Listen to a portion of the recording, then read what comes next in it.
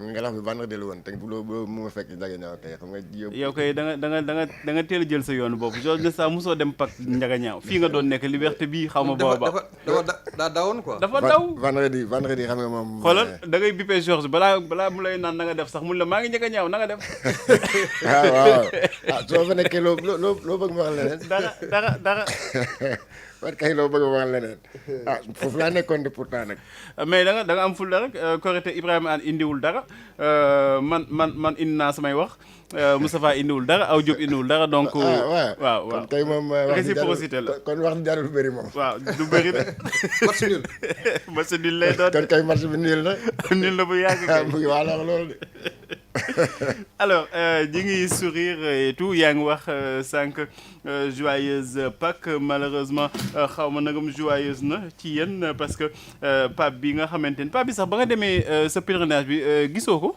si gisoon nga ko si bi ma demee pèlerinage démb nañu xamal que ni au mois d'août passé si moo ñu recevoir à la place Saint-Pierre xam nga foofu day am day def ay audience publique tous les mercredis de 10h à parfois 14h maanaam ku fa ñëw rek chaque mercredi day taxaw place Saint-Pierre fa lay nekk bon di recevoir délégation yi mais ñun délégation sénégalaise nag dañu amoon vraiment benn particularité cette année-là parce que on avait tellement fait de bruit sur la place Saint-Pierre que il était obligé de venir se prendre une photo avec nous.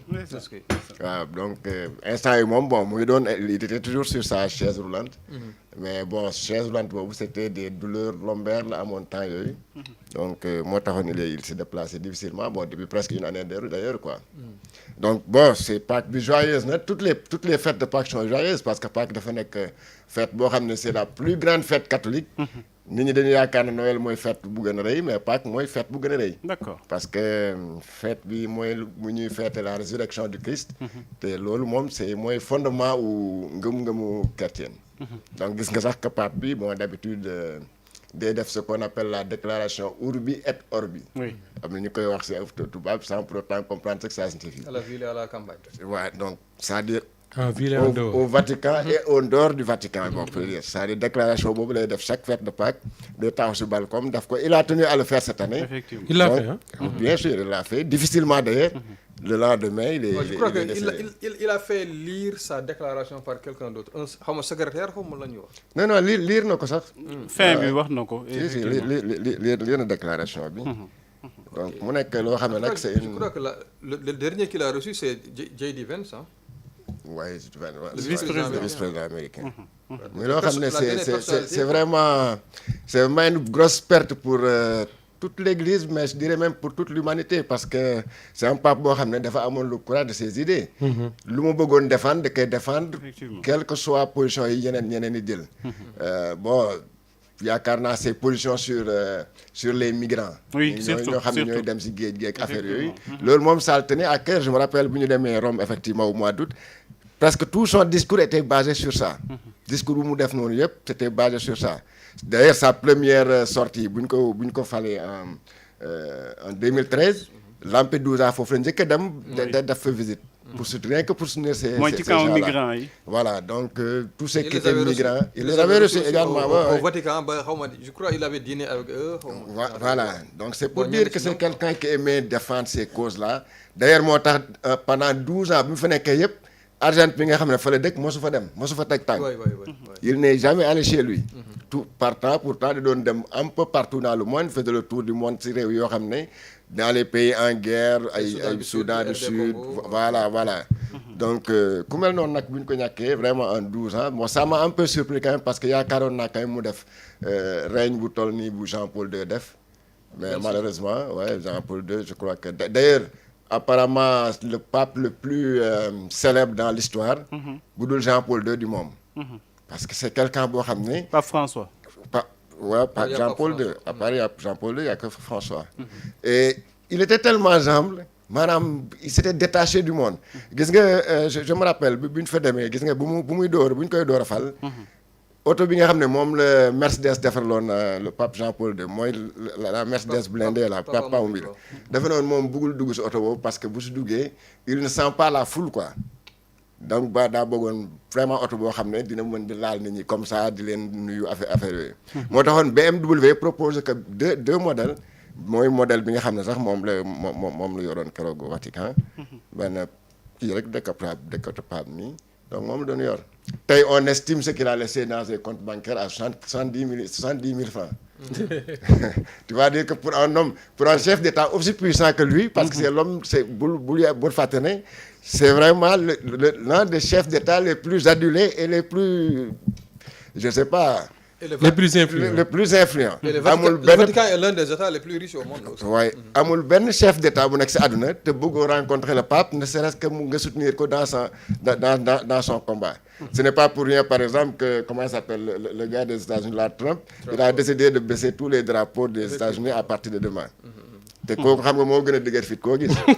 te le pape avait des positions tranchées. da ko doon wax dëgg même Biden quand il était là en tant que président. le conflit palestinien ak Israël moo taxoon d'habitude benn ñoom ñettanawu parfois da ko doon jëppi. parce que doon wax ne le pape là avec ses positions qu'il prend sur cette bande de Gaza et tout ça. Il est en train de soutenir des criminels comme le Hamas et quelque chose comme ça. Donc ça, c'est vraiment quelqu'un boo xam ne véritablement. Et je viens de voir aussi dans son... Pour te dire combien il aimait être à côté des pauvres. Maanaam ñoo xam ne amuñu dara. Normalement, pape bi, il doit être enterré dans la place Saint-Pierre, dans la basilique. Mais moom nee na il veut être enterré à Sainte-Marie-Majeure. C'est une basilique que j'ai visitée également, mais ça se trouve un peu hors du Vatican, d'ailleurs nekkul si biir Vatican même. Bon, mais en fait, c'est toujours... En fait, il y a ce qu'on appelle les basiliques hors les murs, maanaam yoo xam ne nekkul véritablement sur la place Saint-Pierre wala aux abords, comme la cathédrale Saint-Paul et tout ça. Donc il a dit qu'il va être entré là-bas. te bëggul sax mu ñu defal ko ay décoration affaire yu demee noonu. Donc c'est vraiment quelqu'un boo xam ne... bon le curé des pauvres daal. Voilà, le curé des pauvres. Ça vraiment, yal na ko yàlla yërëm te xaare ko aljana. C'est déjà une bonne nouvelle qu'il soit décédé le lendemain de Pâques, après avoir vraiment été témoin de la résurrection de Christ le jour de Pâques. Sa succession, le Soleil pose la question de savoir ndagam dinañ am lu mu tudd sax un pape noir, Alphonse Biram Ndour y croit. Est-ce que yow aussi tu y crois? waaw xam nga. ak nan la ñuy tànnee sax pape bi. waaw xam nga élection wu pape moom. critères dañoo xaw a bëri c'est-à-dire c'est pas tout le monde. Il y a que 135 électeurs. 135 électeurs maanaam foog nga nekk cardinal waxuma la évêque de foog nga nekk cardinal te am moins de 80 ans. D'accord. Donc boo jëlee tel Sénégal par exemple benn cardinal rek moo fi nekk mooy Monseigneur Théodore Adrien Sarr te kooku il est à la retraite donc kooku dootul mën a voter. Il n'est ni électeur ni éligible. Donc parce qu'il a plus de 80 ans. Voilà justement. Donc il faut être en fonction et avoir moins de 80 ans. Donc à travers le monde daal électeurs yi seront 135. Je crois que parmi les 135 war na am 18 africains su ma juumlee daal 18. Bon mais parmi les 18 am na ñaari tur yoo xam ne daal ñoo gën a feeñ pour l'instant mooy les Guinéens là ak Sara ak benn Congolais ñooñu daal ils sont très proches. Bon le Guinéen Dieu merci peut-être il aura 80 ans au mois de juin. Alors élection bi au maximum sera 20 jours après la mort du pape donc dans 20 jours certainement on ira aux élections. Comme moom forclowul. Non, bon, il n'a pas encore 80. Oui. Il aura 80 au mois de juin, donc il y a 2 mois devant lui, donc il n'a pas encore forclos. Donc pour être électeur éligible. Voilà. Donc, ñooñu daal ñooy voté.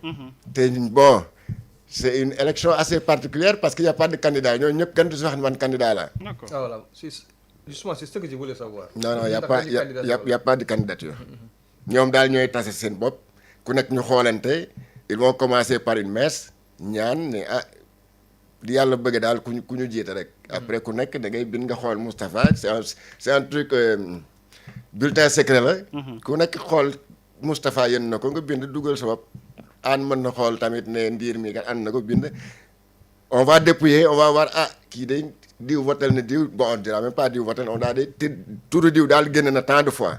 Mais tant qu'il n'y a pas les 2 tiers s'il n'est pas élu majoritaire 2 tours on procède toujours on recommence le vote. 2 tiers mooy soo ko xaajee ñetti xaaj ñaari. waaw voilà donc à chaque fois bu tour bi passé nag ñu lakk feuille yooyu ñu voté woon. ñu génnee benn saxaar bu ñuul.